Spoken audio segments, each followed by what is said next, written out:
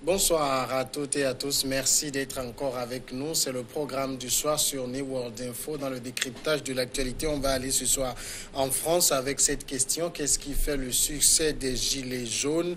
On sait que c'est un mouvement qui est né il y a quelques semaines à la suite de la décision des autorités françaises d'appliquer un certain nombre de taxes, des taxes qui devraient faire augmenter les prix du carburant. Les Gilets jaunes ont donné de la voix. Le gouvernement a reculé, c'est ce qu'on peut retenir de cela. On va évoquer le sujet avec Didier Assogba. Bonsoir Didier. Bonsoir Samuel.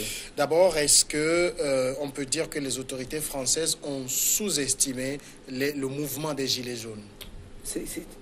Cette phrase résume très clairement ce qui s'est passé ou se passe en France.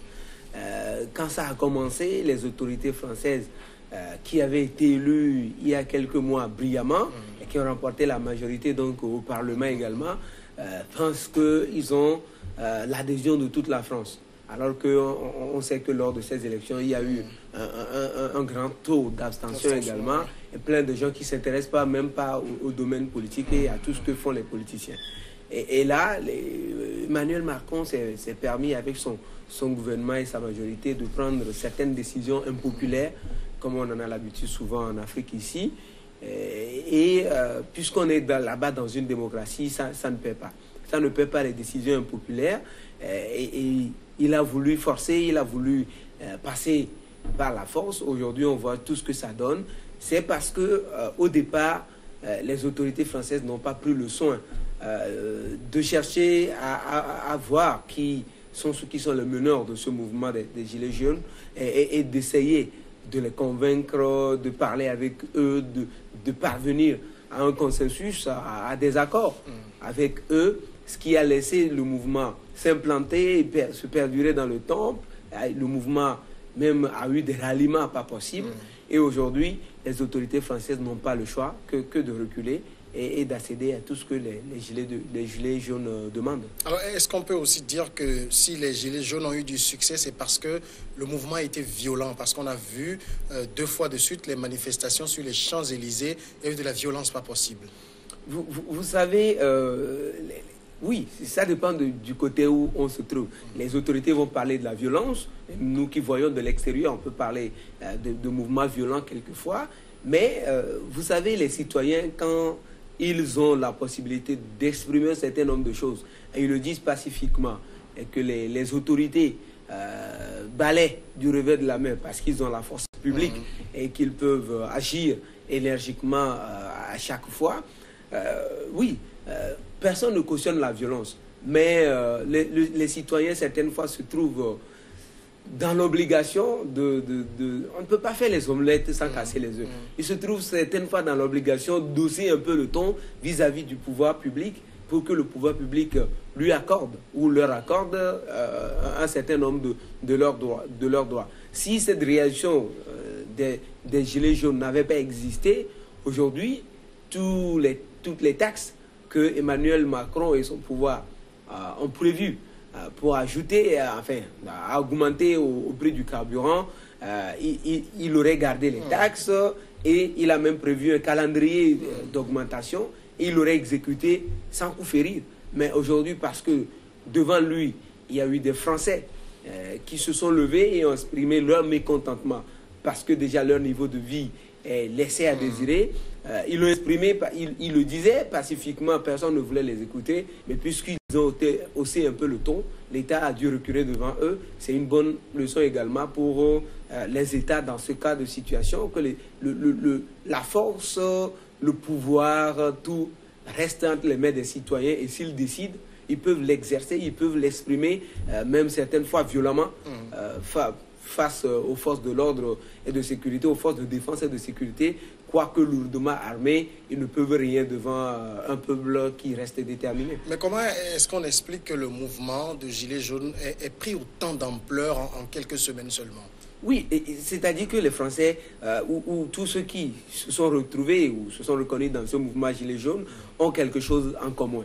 Ce qu'ils ont en commun, c'est les salaires les plus bas dans l'Union européenne presque, les salaires les plus bas en France, et même le SMIC, pas tellement respecté. Vous pouvez aller faire un certain nombre de travail, au lieu qu'on vous paye les 1000, 1200, 1300 euros réglementaires, on vous paye jusqu'à 800 euros, puisque vous n'avez rien à faire, vous êtes obligé de le faire. Donc le salaire, pour la plupart de ceux qui sont dans ce mouvement-là, est déjà bas. Si le salaire est bas, ça explique le niveau de vie déjà difficile, parce que vous avez un salaire bas, mais au jour le jour, les choses s'augmentent sur le marché local ou le marché national. Et si dans ce contexte, on vient augmenter encore le prix du carburant, et on sait partout dans le monde que si le prix du carburant est augmenté, il y a une augmentation dans presque tous les secteurs. Le prix du transport va s'augmenter.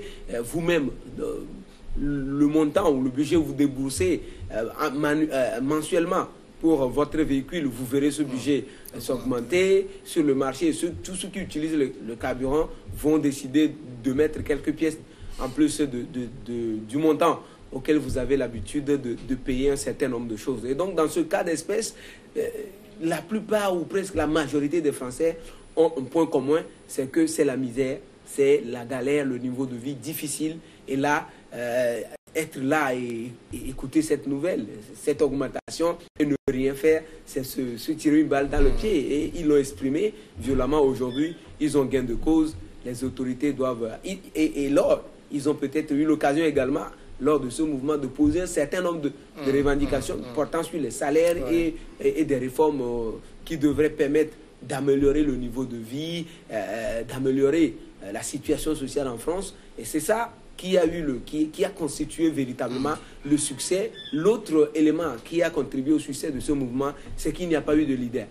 Il n'y a pas de leader à vraiment parler pour qu'on dise que c'est tel, et donc il est manipulé par tel milieu politique ou tel milieu financier ou d'autres groupes encore là-bas en France. Mais le mouvement a été spontané et la majorité des Français qui vivent au seuil presque là-bas du salaire normal se sont reconnus dedans. Il n'y a pas eu de leader. Chacun est leader dans presque sa communauté, et le mouvement a porté. S'il y avait eu un leader, on l'aurait taxé, on l'aurait caricaturé, et là le mouvement n'aurait pas pris. Alors au même moment, le problème de leadership pose aussi un autre problème, excusez la tautologie, c'est qu'au niveau des autorités, on n'a pas une interface, quelqu'un avec qui discuter.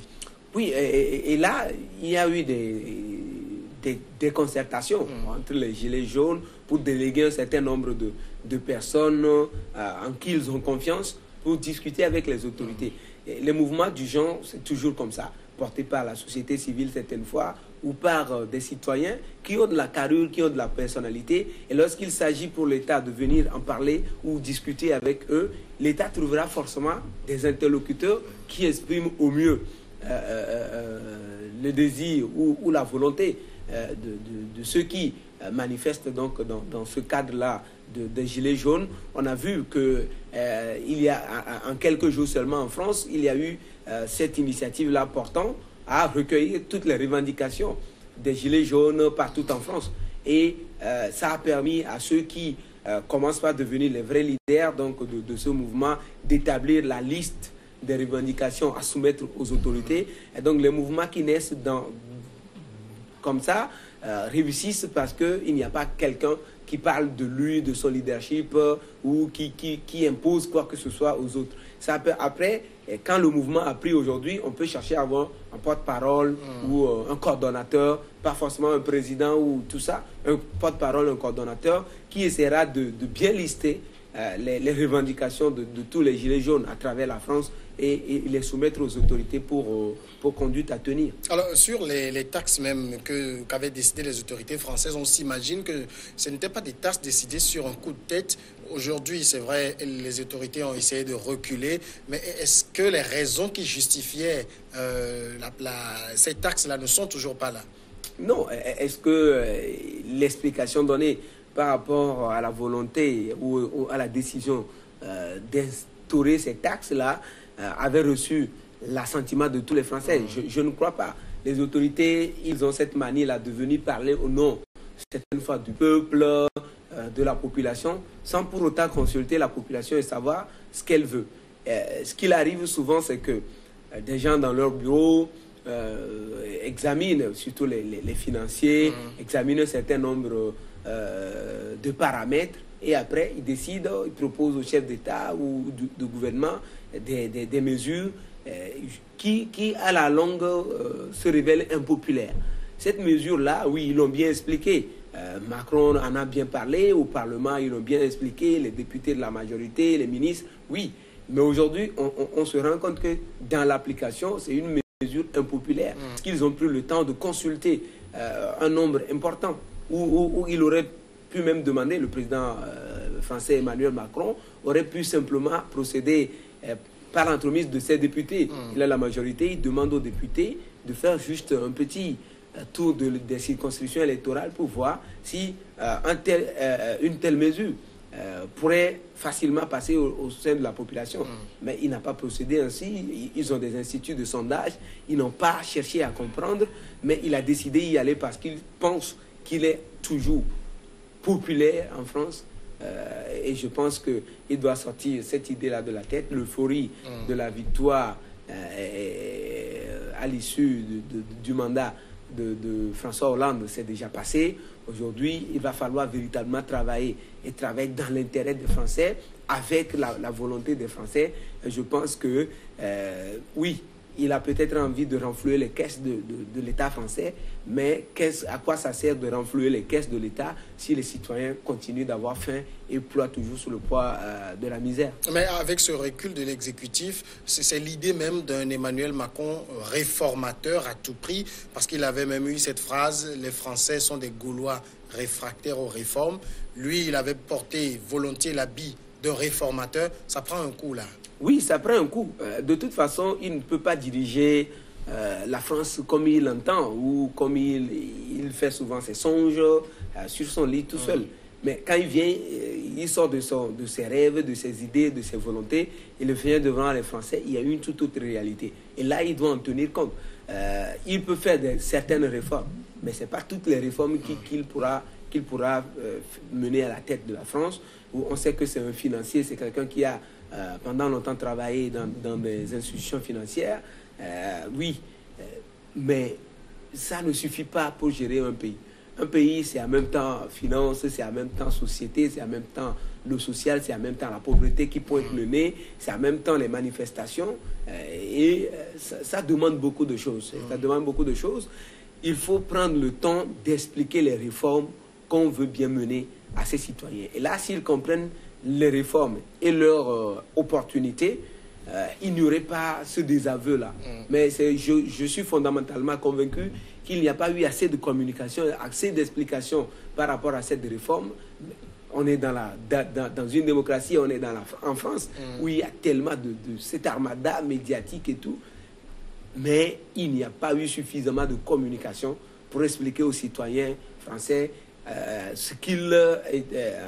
la nécessité de ce sacrifice supplémentaire à faire pour permettre peut-être au budget français d'être consolidé ou un certain nombre de projets d'être menés en France. Mais ça n'a pas pris. Aujourd'hui, on constate Emmanuel Macron, réformateur qu'il dit être, il doit tenir compte de la réalité aujourd'hui pour la suite de son mandat. Et le Premier ministre Édouard Philippe s'est expliqué ce mercredi devant le Parlement. Il parle plutôt de moratoire et non de suppression définitive de la taxe. Est-ce que ça veut dire qu'on a pris le pouls du terrain, on a senti que ce n'était pas le bon moment, on laisse passer 6 mois et on réintroduit la taxe? De toute façon, moratoire ou suspension ou abandon, c'est des mots.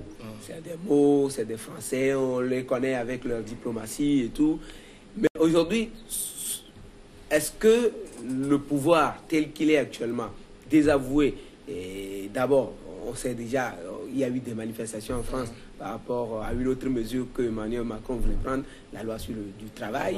Aujourd'hui, c'est les taxes qui prennent un coup. Si les autorités françaises, est-ce qu'ils ont envie de revenir dessus? Parce que 5 ans, c'est rien. Hein. Emmanuel Macron, peut-être, il a envie de se faire élire. Si c'est que ces mesures ne le permettront pas à ce qu'il remplit la tête de la France, il n'aurait pas, il n'oserait pas les ramener de nouveau. Mais il a une autre possibilité, c'est de revoir les taxes dont il s'agit les repenser, les remodeler et procéder par la communication, l'explication. Et là, lorsque tous les esprits seraient préparés à accepter cette réalité-là, il pourra essayer de les mettre en application. Mais procéder comme il est en train de faire, il est président de la République, mais il a reçu le mandat de quelque part. Macron reste définitivement le président des riches, c'est ça? Oui, c'est l'impression qu'on a aujourd'hui. C'est l'impression qu'on a aujourd'hui. On a vu la façon il a mené sa campagne, aidé, financé par les riches de toutes parts. La façon il est venu au pouvoir. Et aujourd'hui, lui-même, le milieu d'où il est issu, quelqu'un qui a travaillé pendant longtemps dans les institutions financières, dans les banques et tout, il a cette propension-là à travailler dans le sens des riches et oublier que à côté des riches, il y a les pauvres. En France, il n'y a pas que de riches, il y a des pauvres et même des très pauvres. Et là, il ne peut pas continuer à diriger la France selon la volonté et le vouloir d'une seule partie. Il faut concilier les volontés de toutes les couches de la société française. Cela l'aiderait à mieux réussir son mandat, si tant est qu'il a cette envie-là de remplir à la tête de la France. Sans quoi, il aurait géré la France en 5 ans et il passera la main à quelqu'un d'autre. Didier Assoba, merci d'avoir répondu à nos questions. Merci Samir. Nous allons marquer un moment de pause et après on va recevoir l'invité de ce soir.